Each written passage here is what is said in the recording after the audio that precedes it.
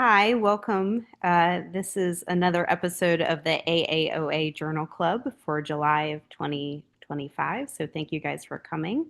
Uh, we have Haidy Marzouk and I'm DeMason, and we're going to go through some of the newest literature on allergy that came out this past spring. So the first one we're going to talk about is the influence of allergic biomarkers in chronic rhinosinusitis in patients who underwent functional endoscopic sinus surgery. This came out in Oto Open in May of 2025, and it was from a group in Taiwan.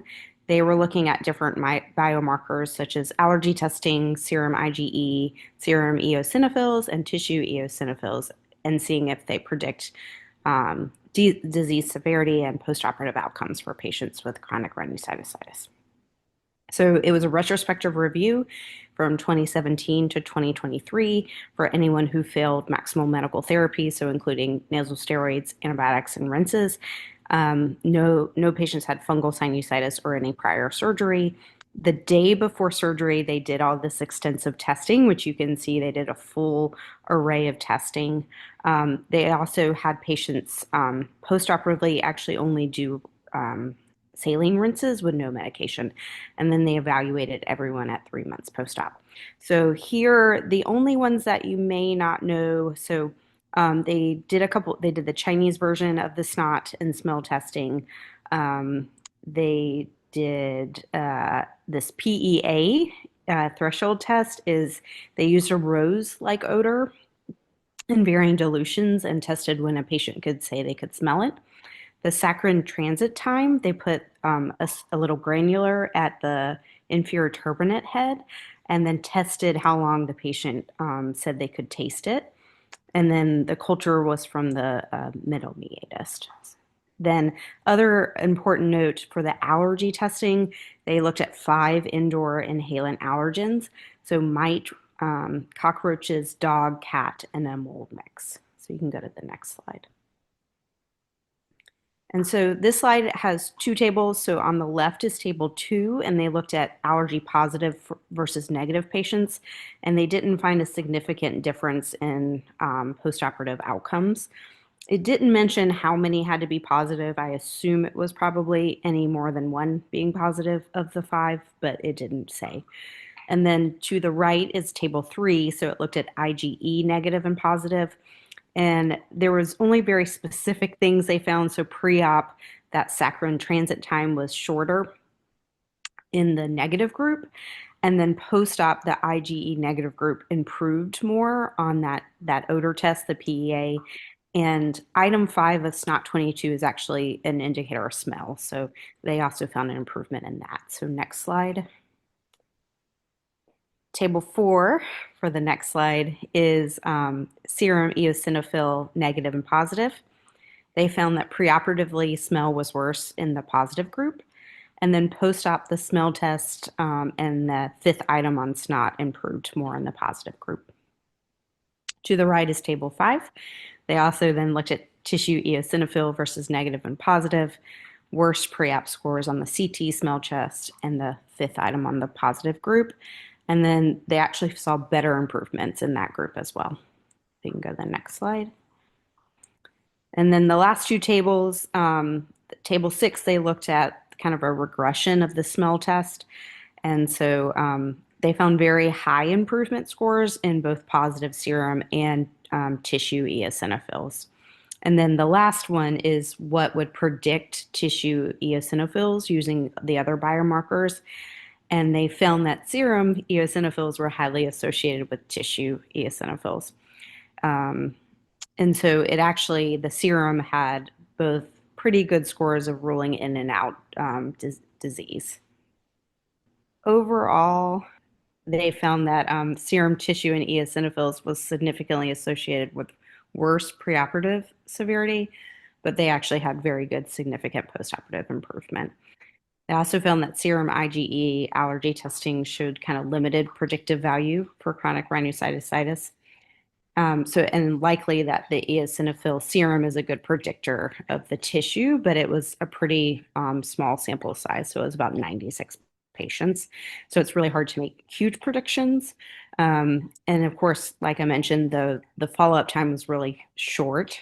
Um, and so it's hard to kind of compare the two and kind of see. They also, I would say, I don't know about you, but it's rare that I just do saline rinses for 3 months. I usually start patients postoperatively on some sort of medicine. So, Sure. mm, yeah, I think that maybe they did this, just to be able to glean some of the, information they wanted, not to, promote that as a standard of care yeah, for sure. yeah. Um, but I found this interesting, they kind of took all comers, right? They didn't specifically look for type 2 chronic sinusitis. But Yeah. this is a growing body of literature kind of giving us more information about predicting endotype, right, for chronic sinusitis and things like that. Um, this supports, I think, what we've seen in other papers in terms of tissue eosinophilia, the loss of smell, Mhm. being predictive, and as well as like serum eosinophilia. Now, I've been discussing a lot with people this idea of tissue eosinophilia. What's your protocol? Are you getting eosinophil counts on all your sinusitis samples, just polyp? Are you getting pushback from pathology? I mean, I've been hearing a lot of things around the country. What's your Yeah, experience? they'll often mention it without asking, at least Mhm. at where I practice. So Sure. I, I think they're pretty up to date on things. So I Yeah. actually have been pretty good. But what about you? So I do get eosinophil counts in particular in my polyp cases, although I do have a lot of colleagues that will get it on every sinusitis case. Um, but I do hear a lot across the country that from pathologists even that it's actually not that easy to get, eosinophil count per high power field technically from their standpoint. So the value I see in this paper, especially is when they say that there's, somewhat strong correlation between serum eosinophilia and tissue eosinophilia. I feel like at least that's something that we can fall back on if we're struggling to get tissue eosinophil counts. Um, the other thing is, the predictive surgical outcome, even though long term, we know that endotype 2 might have not so great prognosis in terms of recurrence. At least we know we're making a dent with surgery, and assessing their candidacy potentially for biologics in the future. So I thought it was a useful paper in terms of kind of, I always say when I look at a patient or operate on patient, I can't see an endotype, right? But I want to know what I can use to kind of like, as determine their endotype in other ways. So this was really helpful. Yeah, and it makes me, I don't always get serum eosinophils before Yeah, surgery, but it may be worth doing just to have more information for patients. sure, sure. Especially those of us who are comfortable with in vitro testing and are getting lab work anyway for patients. I think it's helpful. It's one more thing you add on and it can give you an extra data point for sure. Good paper. All right, so this is another paper that I thought was kind of a high yield thing that came out in the Journal of Allergy and Clinical Immunology just last month. And it comes from the Quad AI.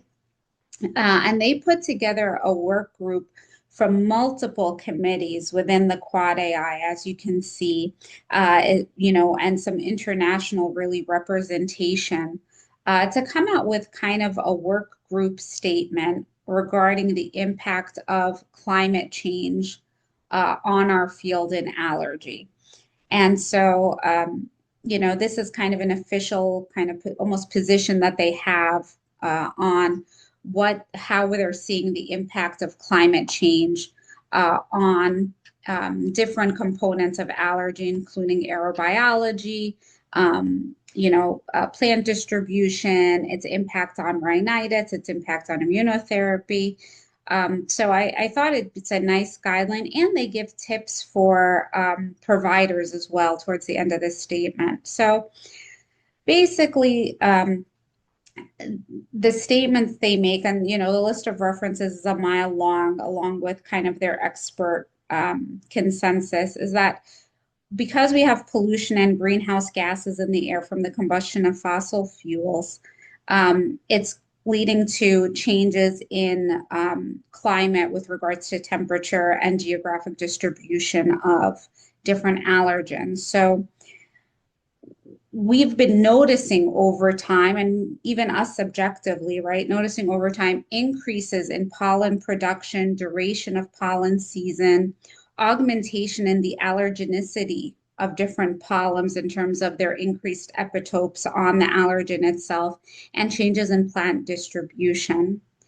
So basically, and this is how it kind of affects us, particularly in the United States, plant distributions due to warming are starting to shift poleward and up in elevation. So, meaning things that were further south are traveling north in terms of the way the flora are getting distributed.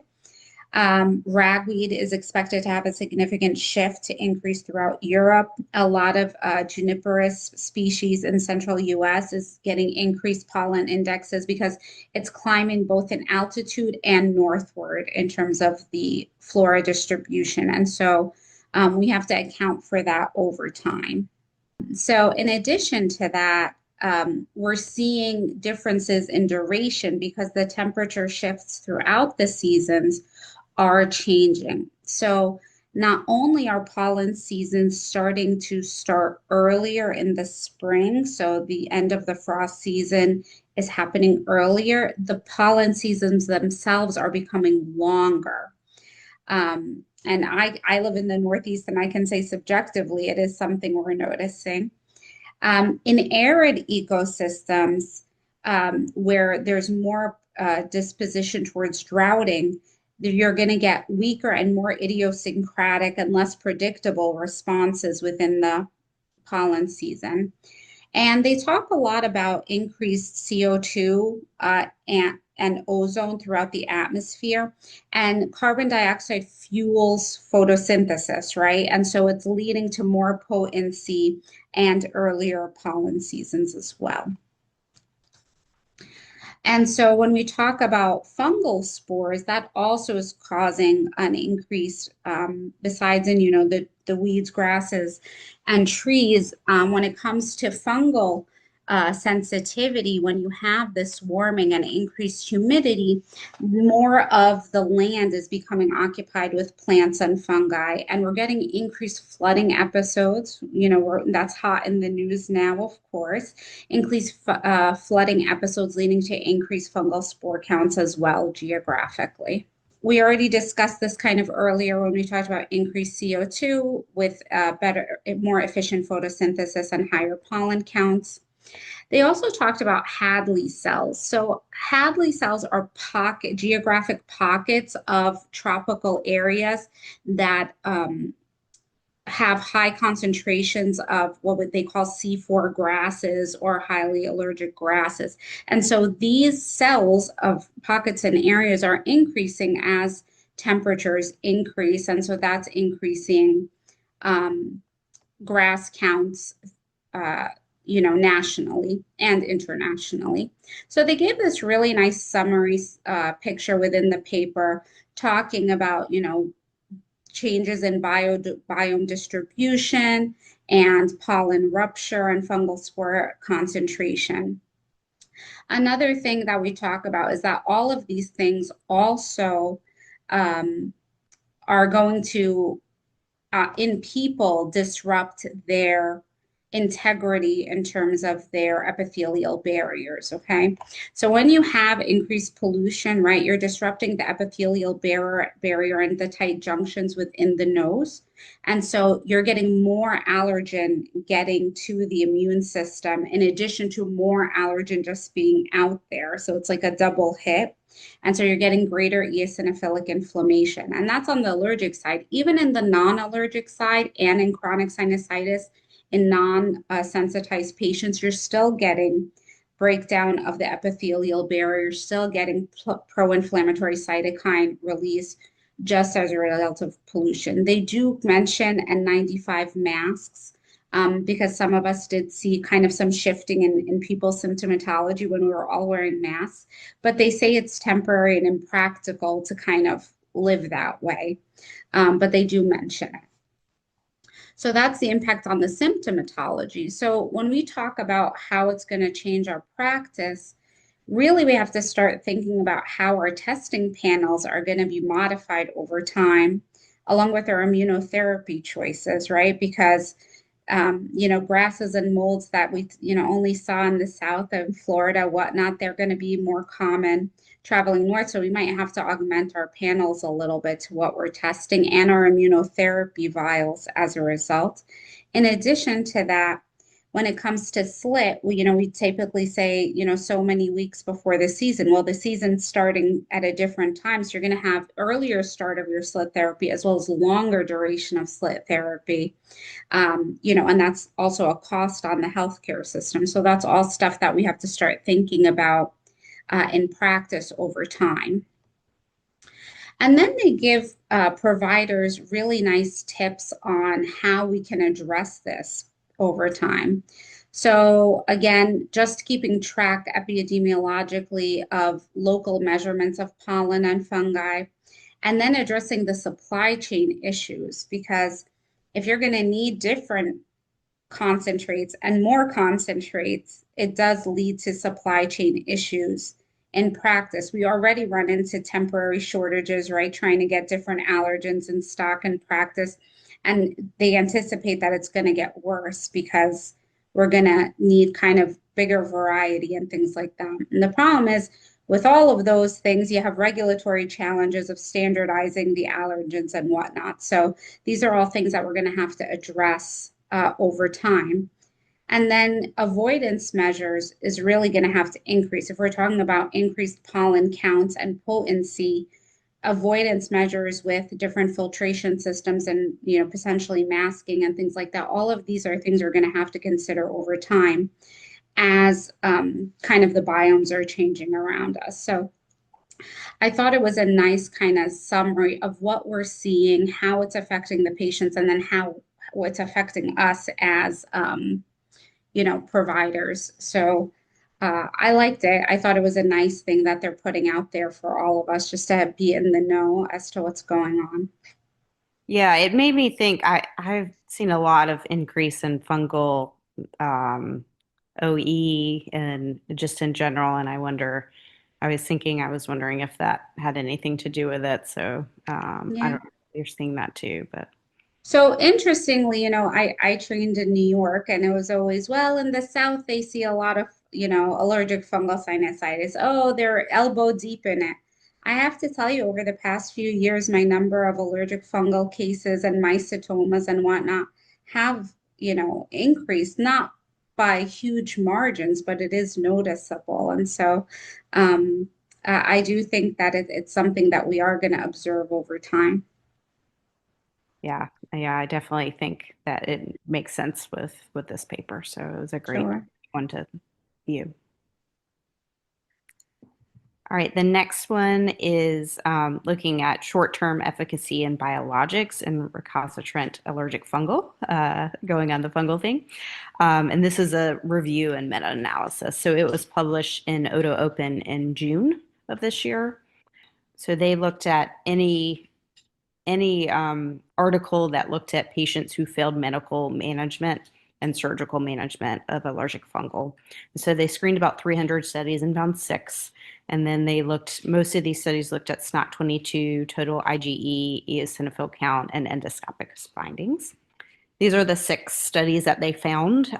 In total, it's pretty small sample size, so it's only about 60 patients, with one being 50% of those patients. And they're all international studies. Um, Again, all the patients failed medical and surgical management. The follow-up was pretty short, so the longest was about 14 months and the shortest being about 3 months. They found no side effects in any of the patients, and no patient needed additional surgery or systemic steroids since they started the biologics. So next slide. This is looking at kind of improvement when they looked at any biologic. And so they did find significant improvement in SNOT-22 scores, endoscopic scores, serum eosinophil count, and total IgE levels. And that's what those kind of 4 charts show. So next slide. And so this one breaks down looking at individual biologics. So dupilumab, mepolizumab, and omalizumab were the 3 that they found. So all 3 improved SNOT-22 and endoscopic scores. However, only dupilumab improved all 4, so SNOT-22, IgE levels, eosinophil counts, and endoscopic scores. They kind of decided that dupilumab, when you looked at other studies, had greater improvement in nasal polyps, so they felt like this maybe went along with that. And then if you remember from learning about these, that one suppresses IL-4 and IL-13, so they felt that potentially it was that dual suppression that really helped make it kind of a little bit better than the other 2. But again, this was a very small sample size. Again, omalizumab, it targets IgE, so it actually may increase IgE for the first 6 months, just like, allergy does, immunotherapy, so something to keep in mind. And then mepolizumab is IL-5 activity. And so they thought maybe that's why it was better improvement in eosinophils, but not the total IgE. But, the next slide. In summary, it did show that the biologics showed improvement for allergic fungal. The sample size was very small, and it was really kind of hard because of that to make too big comparisons between the 3. But this is probably something that we can put in our toolbox for these patients, although, getting it approved might be challenging depending on the patient. Sure. Now, did they account for, I saw out of the 6 papers they looked at, 4 of them were dupilumab studies. So did they comment or account for the fact that, their data set might have been swayed just by numbers? Yeah, I mean, they just mentioned that it could be because of the small sample Yeah. size and the Yeah. short follow-up, but no, I think that's the problem. This was too small of a study to Yeah. make I, huge comparisons yeah. between the 2, but I think it Yeah. shows that, I mean, the 3, but Yeah. it shows that this is something that probably would be useful. Sure. Well, I mean, if you take it individually, it doesn't sway, but I think we have to take it within the body of literature, looking at the different biologics as a whole. And that's all I'm going to say about that. All right.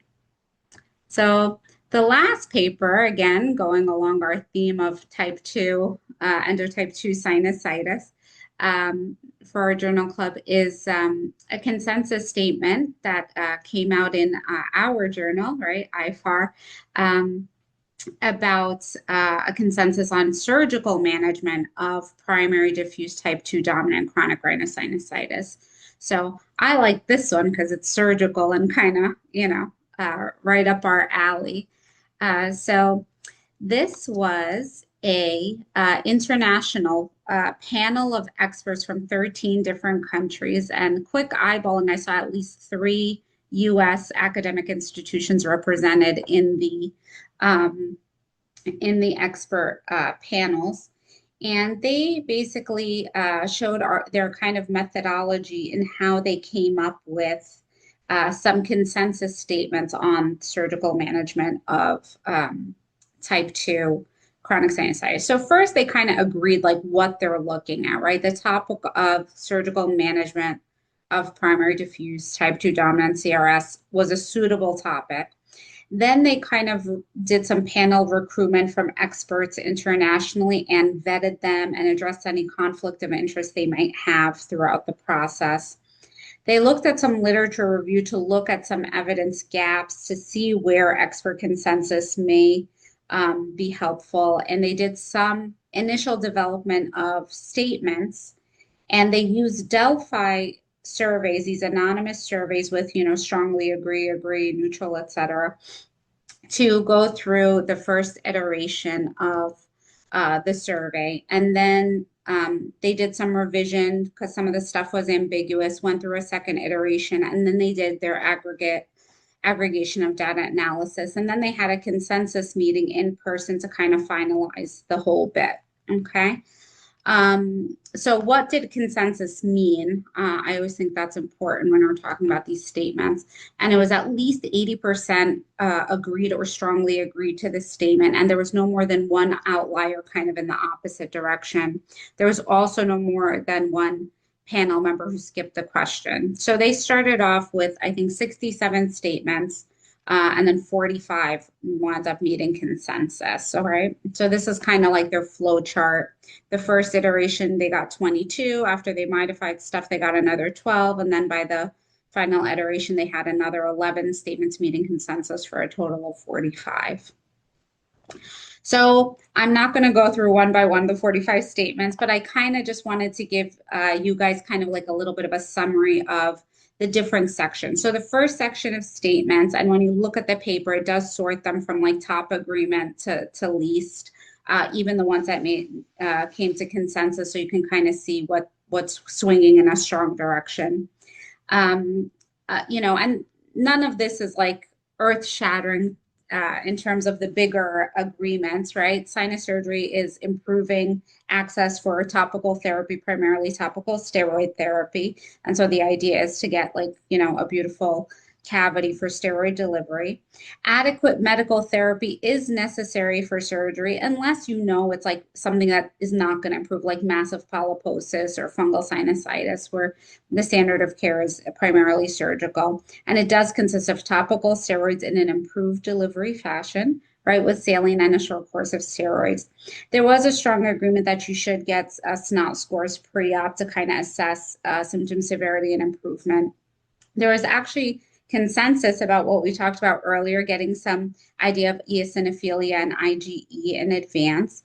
There was no consensus on the duration of medical therapy being at least 3 months, or, that you have to have, consideration of sinus surgery prior to medical therapy. It was more, they left it to a judgment call. However, if you're failing medical therapy after 3 months, don't delay surgery. It's, not going to work. You should move towards a surgical assessment.